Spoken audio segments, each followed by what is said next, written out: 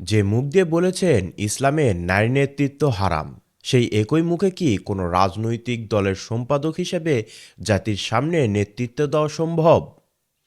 আপনি যখন মাইক ধরছেন, জনতাকে পথ দেখাচ্ছেন, তখন আপনি আসলে কি করছেন? শরীয়তের প্রচার নাকি রাজনীতির প্রয়োজনে ইসলামের অপব্যাখ্যা?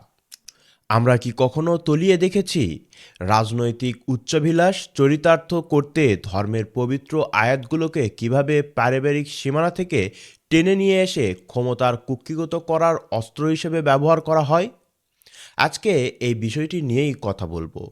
পুরো ভিডিওটির শেষ না দেখলে হয়তো একটি চরম ভণ্ডামির শিকার হয়েই আমাদের বেঁচে থাকতে হবে। এই উত্তর লুকিয়ে আছে আমাদের একদম শেষের বিশ্লেষণে। ইসলামী রাষ্ট্রচিন্তাবিদ ইবনে সিনা বলেছেন, justice is the soul of the universe. সম্প্রতি জামায়াতে ইসলামীর একজন নারী বিষয়ক সম্পাদক গণমাধ্যমের এক ভয়ঙ্কর ভুল তথ্য দিয়েছেন। তিনি সূরা নিসার একটি আয়াত কোট করেছেন, যার সরল অর্থ করা হয় পুরুষ নারীর উপর কর্তৃত্বশীল। কিন্তু এর গভীরে কি আছে? তাফসির ঘেঁটে দেখা যায় এই আয়াতের পেছনে আছে একজন সাধারণ নারীর দীর্ঘশ্বাস। একজন সাহাবী তার স্ত্রীর সঙ্গে বিরোধে জড়িয়ে স্ত্রীকে আঘাত করেছিলেন। রাসূল সাল্লাল্লাহু আলাইহি সাল্লাম এর নির্যাতনের বিচার করার প্রস্তুতি নিচ্ছিলেন। ঠিক তখনই আয়াতটি নাজিল হয়, পারিবারিক শৃঙ্খলার রক্ষার তাগিদে।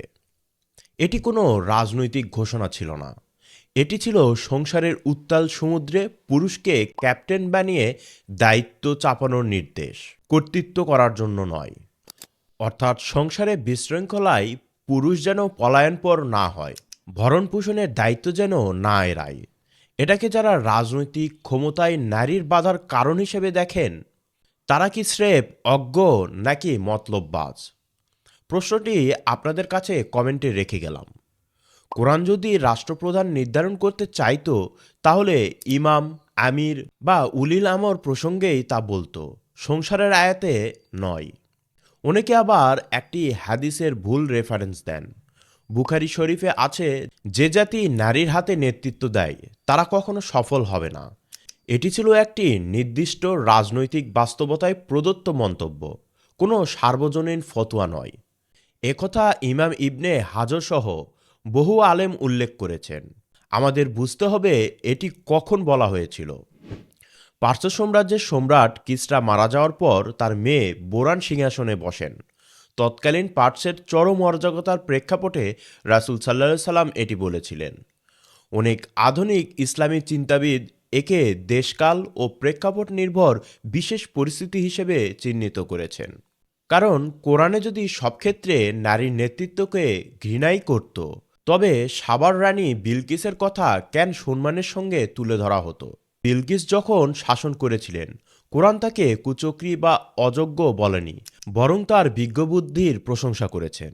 সূরা আন-নামলের আয়াতে এরকমই তথ্য পাওয়া যায়।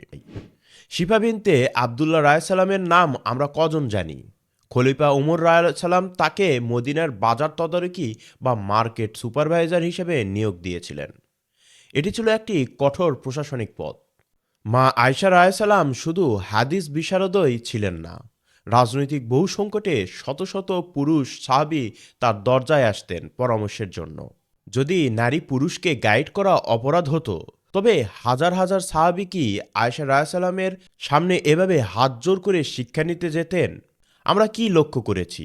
ইসলামের গোড়া থেকে পর্যন্ত অর্থনৈতিক বুদ্ধিভিত্তিক সিদ্ধান্তে নারী ছিল স্বাধীন। সূরা আল বাকারার 228 নম্বর আয়াতে বলা হয়েছে, নারীদের জন্য রয়েছে ন্যায়সঙ্গতভাবে সেই অধিকার যেরূপ দায়িত্ব তাদের উপর রয়েছে। এখানে দায় আর অধিকার সমান পাল্লায়। যখন কেউ সমান দায়ী হতে পারে, তখনই কেবল সে সমান অধিকারী হয়। এটাই কোরআনের ইনসাফ। এখন ফিরে আসি সেই জামাতের নেত্রীর কথায়। আমি খুব বিনীতভাবে তাকে একটি প্রশ্ন করতে চাই। আপা, আপনি যখন টিভির পর্দায় জাতির সামনে ইসলামের নিষিদ্ধ বিষয় নিয়ে জ্ঞান দিচ্ছেন, তখন কি আপনি জাতিকে গাইড বা পথ দেখাচ্ছেন না? নেতৃত্ব দেওয়া মানেই কি কেবল চেয়ারে বসে থাকা? মানুষকে কোনো বিষয়ে দিশা দেওয়াও এক প্রকার নেতৃত্ব। যদি ইসলামে নারী নেতৃত্ব একদমই হারাম হয়, তবে নারী বিষয়ক সম্পাদক পদটি তো একজন পুরুষের হওয়া উচিত ছিল। নারী কি শুধু নারীর নেতৃত্বই দেবে? আপনার ভাষায় নারী শুধু পুরুষের অধীনে থাকার কথা। তাহলে আপনার উপরে কোনো পুরুষ বসিয়ে দিলেই তো আপনি নিরাপদ থাকতেন। আপনি নিজেই কেন নেত্রী সেজে বয়ান দিচ্ছেন? ব্যক্তিগত আক্রমণ নয়, বরং নীতিগত প্রশ্ন হিসেবেই আমি এই প্রশ্নটি রাখছি। আপনার দলের নাম জামায়াতে ইসলামী। নিবন্ধন রক্ষার তাগিদে আরপিও আইন অনুযায়ী 33% নারী রাখার বিধান আছে। আপনাদের মতো রাজনৈতিক দলের নেতাকর্মীরা যদি আরপিওর লিঙ্গ সমতার আইন মনে প্রাণে ঘৃণা করেন, তবে সেই দলের নিবন্ধন নিয়ে নির্বাচন কমিশনার এই নীরবতা আমাদের শঙ্কিত করে না? ভাবুন তো, যারা খোদ আইনের বিরুদ্ধাচারণ করেই আইনকে ভোগ করে, তারা ক্ষমতায় আসলে সেই আইনের কি দশা হবে? যে দলের ভিতরে দ্বিমুখী আচরণ প্রাতিষ্ঠানিক রূপ পেয়েছে, বাইরে আইনের জন্য নারী 33%, আর ভেতরে বিম্বরে বসে নারী বিরোধী ঘৃণা ছড়ানো, সেখানে আমজনতা কি স্বচ্ছ বা ফেয়ার নির্বাচনের স্বপ্ন দেখতে পারে? নির্বাচনের কথা বললাম, বাংলাদেশের অর্ধেকের বেশি মানুষ মনে করছে যে এই সরকার জামাত পরিচালনা করছে। আমরা তো একে অপরের সহায়ক। সূরা তওবা ৭১ আয়াতে এটি বলা হয়েছে। মুমিন পুরুষ ও মুমিন নারী পাশাপাশি ইনসামের সমাজ গড়বে, কেউ কারো দাস বা উপরওয়ালা নয়। এই অধীনতা আসলে পদের জন্য নয়, সম্মানের জন্য। শুরুতে প্রশ্ন করেছিলাম, ধর্মের নাম দিয়ে রাজনৈতিক পদ কেন আঁকড়ে ধরা হচ্ছে? এর সহজ সমাধান হলো, ইসলামে ব্যক্তিত্বের সামর্থ্যই আসল নেতৃত্ব। লিঙ্গ বা পুরুষতান্ত্রিক অহংকার দিয়ে কাউকে ঠেকানো নয়। ইসলাম কখনো একজন যোগ্য নারীর সামর্থ্যকে খাঁচায় বন্দি করতে চায়নি। যারা তা করে তারা মূলত ক্ষমতার একক মালিক হতে চায়। আজকের এই বিতর্কিত বিশ্লেষণটি আপনার বন্ধুর কাছে শেয়ার করে জানতে চান তার ভাবনা কি।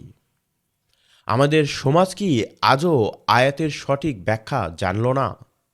কমেন্টে জানান। আপনি কি মনে করেন, বাংলাদেশের 33% নারী প্রতিনিধিত্ব আসলে সঠিক পথে আছে, নাকি এটি স্রেফ কৌশল? আর একটি বিষয়, জামাতের আমিরের এক্স হ্যান্ডেল হ্যাক হয়ে যাওয়ার যে বিষয়টি, সেটি কি আপনার কাছে সত্য মনে হয়েছে?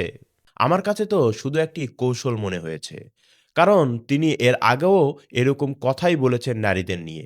আপনারা যদি জানতে চান এই বিষয়ে, আমি ভিডিও তৈরি করব, কমেন্টে জানাবেন। আজকে এই পর্যন্তই, তাহলে দেখা হচ্ছে নতুন কোনো ভিডিওতে নতুন কোনো অ্যাঙ্গিকে।